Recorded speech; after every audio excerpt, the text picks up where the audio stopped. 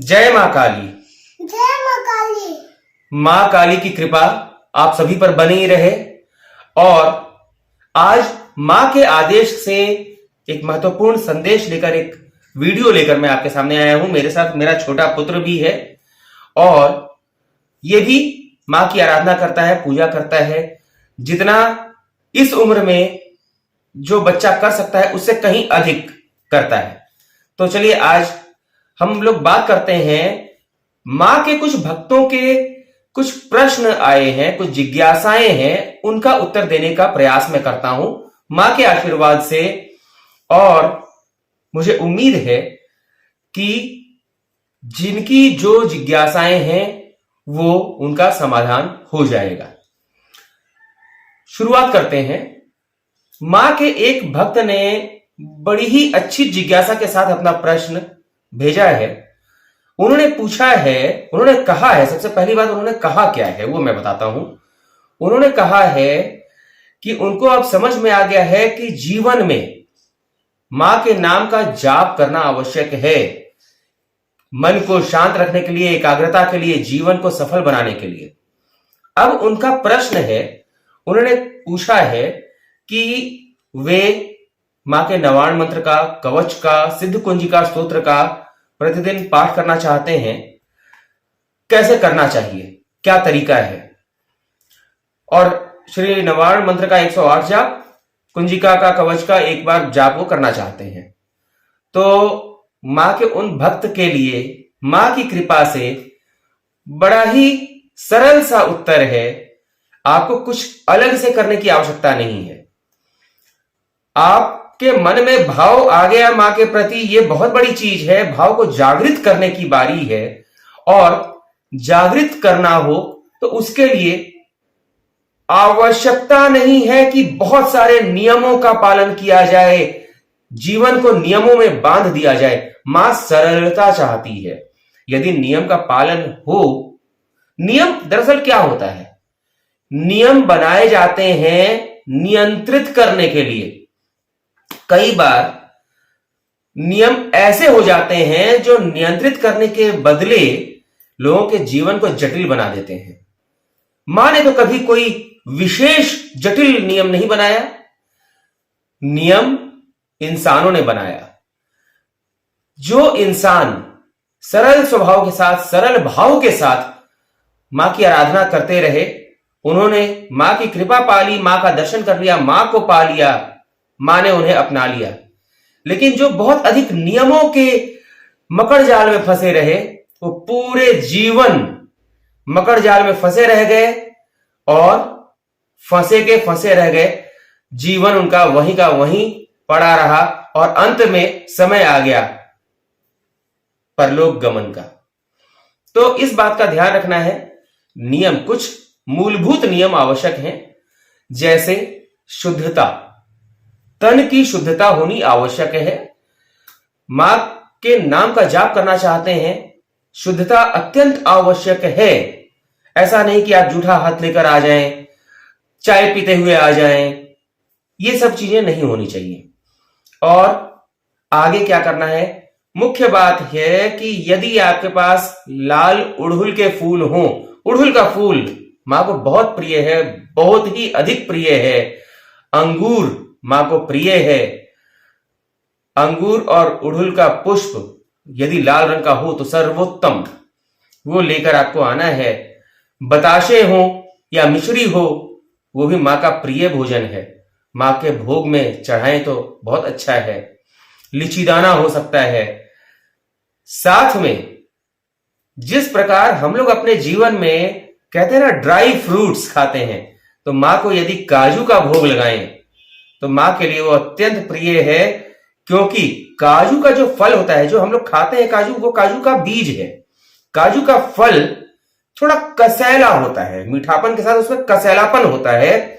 और वो महापिता महाकाल यानी भगवान भोले शंकर को बहुत प्रिय है। कसैला होने के कारण उसके अंदर से जो गुण प्राप्त होते हैं बहुत ही फायदेमंद है। तो महापिता ने उसका मीठा और कसैला फल ग्रहण कर लिया और काजू का उपयोग मां करती हैं। तो इसलिए यदि बताशे, मिश्री या लीची दाना इनमें से कुछ भी हो, अंगूर हो और काजू हो, इनका इंतजाम कीजिए, व्यवस्था कीजिए भोग लगाने के लिए। लाल रंग के उड़हुल हो तो बहुत ही अच्छा, साथ में अपराजिता के पुष्प हो, बहुत उत्तम। इनके साथ आप मां के लिए पूजा करने के लिए बैठिए। बैठना धरती पर नहीं है, सीधे जमीन पर नहीं बैठना है, क्योंकि इसके पीछे बहुत बड़ा गूढ़ रहस्य है। यदि आप धरती पर सीधा बैठते हैं, आप ये समझ लीजिए जैसे आप खाली पैर चल रहे हैं जमीन पर और आपने बिजली के नंगे तार को छू लिया तो क्या होता है? जोर का झटका लगता है, करंट लगता है, क्योंकि आपके शरीर से अर्थिंग मिल गई। बिजली को, ऊर्जा को आपके शरीर और धरती के माध्यम से अर्थिंग मिल गया। तो कितना खतरनाक हो सकता है।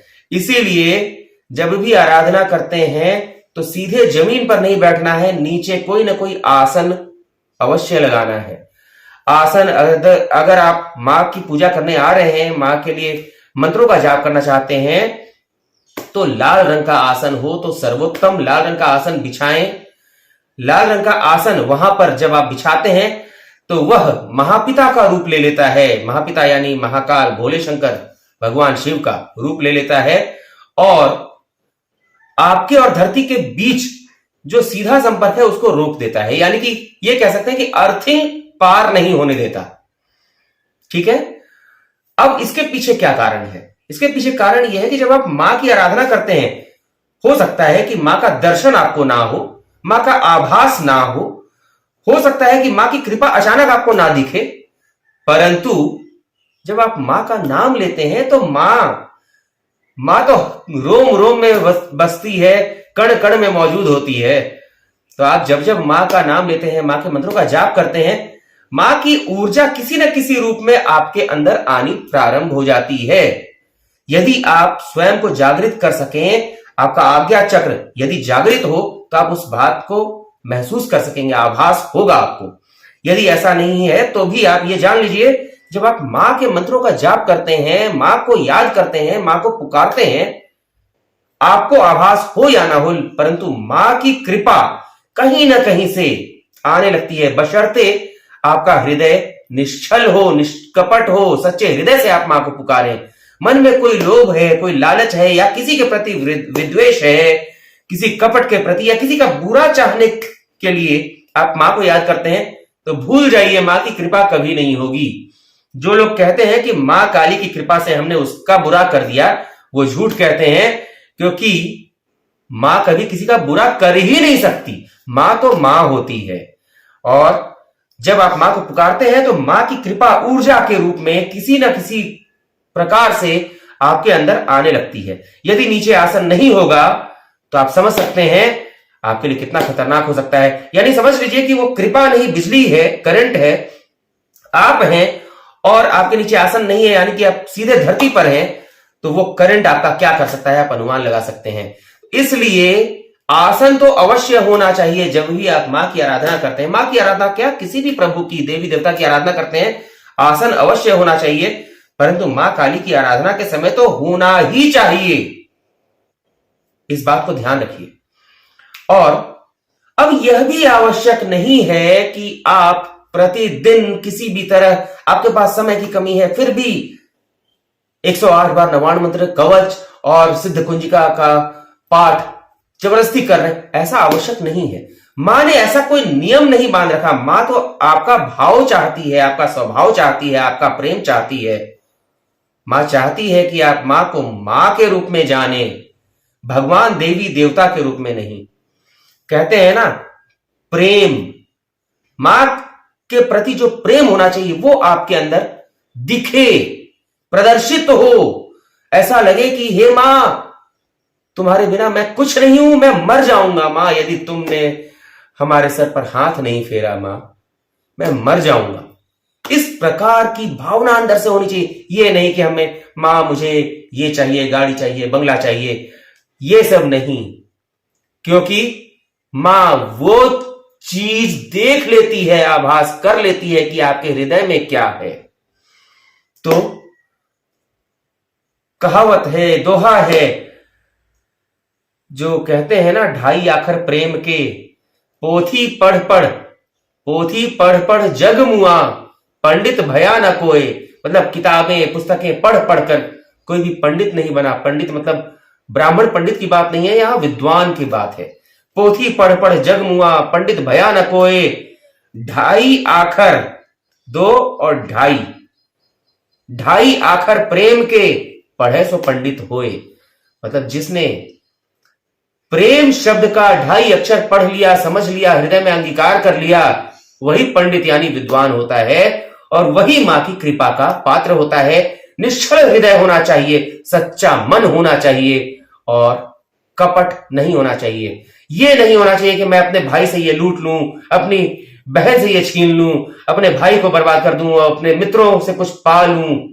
ये सब मन में नहीं होना चाहिए। हे मां कृपा करो कि मैं अपने भाई का संपत्ति हड़प लूं। हे मां कृपा करो कि मेरे भाई का जो दुकान है वो खत्म हो जाए। ऐसा नहीं। मां से बस ये आग्रह करो, हे मां कृपा करो मां, बस मुझे अपना बेटा बना लो मां, या बेटी बना लो मां। तुम्हारे पास जब मैं रहूंगा या रहूंगी तब तो वैसे भी मां की गोद में कोई कष्ट होता ही नहीं है। जिस समय मुझे कोरोना हुआ था ना, उस समय मैं जानता हूं, सांस नहीं आती थी, मुझे तड़पता था। इसी कमरे में मेरी पत्नी ने मां के निकट यहां मेरे रहने की व्यवस्था की थी मां के आदेश पर, और मैं तो मां के गोद में था। मां ने कष्ट नहीं होने दिया। जब मुझे लेने आए थे वहां से, उस जगह से, तो मां ने इस तरह से मुझे पकड़कर खींचकर रख लिया कि नहीं, ये कहीं नहीं जाएगा, और अपने आलिंगन में ले लिया। और मां की गोद में जब बच्चा होता है तो मां कैसे उसे कोई कष्ट होने देगी। इसलिए इस बात को ध्यान रखिए, बहुत ज्यादा नियमों में बंधने की आवश्यकता नहीं है। मात्र किसी भी एक मंत्र क्यों आवश्यक है, यह भी मैं बता देता हूं। आप जय मां काली भी बोल सकते हैं, वो भी अपने आप में बहुत बड़ा मंत्र है, बहुत बड़ा मंत्र है। मंत्रों का उच्चारण क्यों किया जाता है, उसके पीछे बहुत बड़ा कारण है, रहस्य है कि मंत्रों के हर अक्षर मां के किसी न किसी नाम से जुड़े होते हैं और मां को वो अत्यंत प्रिय लगता है, बहुत प्यारा लगता है। तो इसलिए आप श्री नवाण मंत्र का ही उच्चारण कीजिए। यदि आपको लगता है कि बहुत ज्यादा समय लग रहा है, आप सब नहीं कर सकते हैं। और नियम, आपने पूछा नियम क्या है, तो नियम कुछ नहीं है, बस मां के लिए पुष्प होने चाहिए यदि उपलब्ध हो तो। यदि पुष्प उपलब्ध नहीं है तो ऐसा नहीं है कि मां डंडा मारकर भगा देगी। मां तो आपका भाव पहचानती है। पुष्प यदि उपलब्ध है तो पुष्प, लाल रंग का पुष्प हो, उड़हुल का हो तो सर्वोत्तम। भोग यदि आपके पास व्यवस्था नहीं है तो आप ऐसे भी आ सकते हैं, और व्यवस्था है तो अंगूर, काजू और मीठा में मिश्री, बताशे या लीची दाना, इनमें से कुछ भी आप लेकर मां के सामने आ सकते हैं। लाल आसन बिछाना है और मां के आगे धूपबत्ती दिखाकर मां को प्रणाम करके, हे मां तुम मां हो, हम पर कृपा करो, हमें अपने संतान बना लो मां, कहते हुए मां की आराधना शुरू करनी है। श्री नवाण मंत्र का ही उच्चारण भी करते हैं यदि आप, तो मां बहुत प्रसन्न होती है। सिद्ध कुंजिका का स्तोत्र भी करते हैं, स्तोत्र का पाठ भी करते हैं, तो भी मां प्रसन्न होती है। जो भी आपको आसान लगे, जो आपके लिए आसान हो, उस विधि से मां को बुलाइए। अब ये सोच लीजिए कि मां सामने है। अब आप मां के पास जाने के लिए ये इस रास्ते का भी उपयोग कर सकते हैं, इधर से जंगलों से होकर जाने का रास्ते का उपयोग भी कर सकते हैं, इधर पहाड़ियों की तरफ से जाने का उपयोग भी कर सकते हैं। अब आप कहेंगे कि जितना कठिन रास्ता चुनेंगे मां उतना खुश होगी। ऐसा कुछ भी नहीं। मां तो बस चाहती है कि आप मां की कृपा पाने के लिए मां के पास आए। मां कभी नहीं कहती है कि कठिन रास्ता चुनो मेरे पास आने के लिए। जो सरल रास्ता है उससे भी आप आएंगे तो मां आपको उतना ही प्यार करेगी। हो सकता है कि जानबूझकर यदि आपने कठिन रास्ता चुना, जानबूझकर, हाँ, यदि कोई और रास्ता नहीं है, कठिन रास्ता ही है, तब तो आपको उससे जाना ही है। और यदि सुगम रास्ता होने के बाद भी आपने कठिन रास्ता चुना तो मां को अच्छा नहीं लगेगा। कोई मां नहीं चाहेगी कि मेरे बच्चों को कठिनाई के साथ मेरे पास आना पड़े। मां तो ये चाहेगी कि मेरे बच्चे जितने आराम से मेरे पास आए। तो यदि आपको आसान लगता है कवच का पाठ या सिद्ध कुंजिका स्तोत्र का पाठ या श्री नवाण मंत्र का पाठ, किसी का भी आप उपयोग कर सकते हैं। सारा करना चाहे और व्यवस्था है, समय है, तो सारा कर सकते हैं, परंतु मात्र एक श्री नवाण मंत्र ही पर्याप्त है।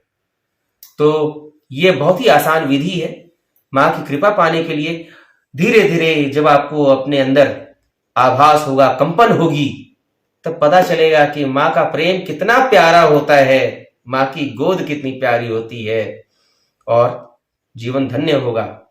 ऐसे ही कई और भक्तों की जिज्ञासाएं हैं। चूंकि मेरे पास समय कम रहता है, इसलिए मैं नियमित रूप से वीडियो नहीं बना पाता हूं। प्रयास करूंगा मैं। मां का भी बार बार कहना है कि वीडियो के माध्यम से लोगों को उनके जिज्ञासाओं का उत्तर दो। जब मां कड़ा होकर कहती है उस दिन मैं वीडियो बना लेता हूं, परंतु अब मैं प्रयास करूंगा कि अब मैं मां को बोलने का अवसर ना मिले, मैं स्वयं से वीडियो बनाने का प्रयास करूंगा। आप लोग भी अपने प्रश्न, अपनी जिज्ञासाएं कमेंट के माध्यम से डाल सकते हैं। मैं उन्हें पढ़ूंगा, उत्तर दूंगा। कई सारे लोगों की जिज्ञासाएं अभी हैं, उनका भी एक एक करके मैं उत्तर देने का प्रयास करूंगा शीघ्र ही। और कई लोगों ने नंबर मांगा है, तो मैं व्हाट्सएप नंबर बता रहा हूं। आप सभी से आग्रह है, कृपया फोन ना करें, क्योंकि मैं कब कहां किस अवस्था में हूं, किस व्यस्तता में हूं, मैं नहीं बता सकता। व्हाट्सएप कर दीजिए, व्हाट्सएप कीजिए। यदि मुझे आवश्यकता महसूस होगी तो मैं फोन कर लूंगा। तो मेरा व्हाट्सएप नंबर आप लोग लिख लीजिए, नोट कर लीजिए, 9013771101। ठीक है। मुझे उम्मीद है कि आप अपनी जिज्ञासाएं कमेंट के माध्यम से डालते रहेंगे। व्हाट्सएप पर भी आप अपनी जिज्ञासाएं भेज सकते हैं। शीघ्र ही एक नए और उपयोगी वीडियो के साथ मैं आपके सामने आऊंगा। तब तक के लिए नमस्कार। जय मां काली।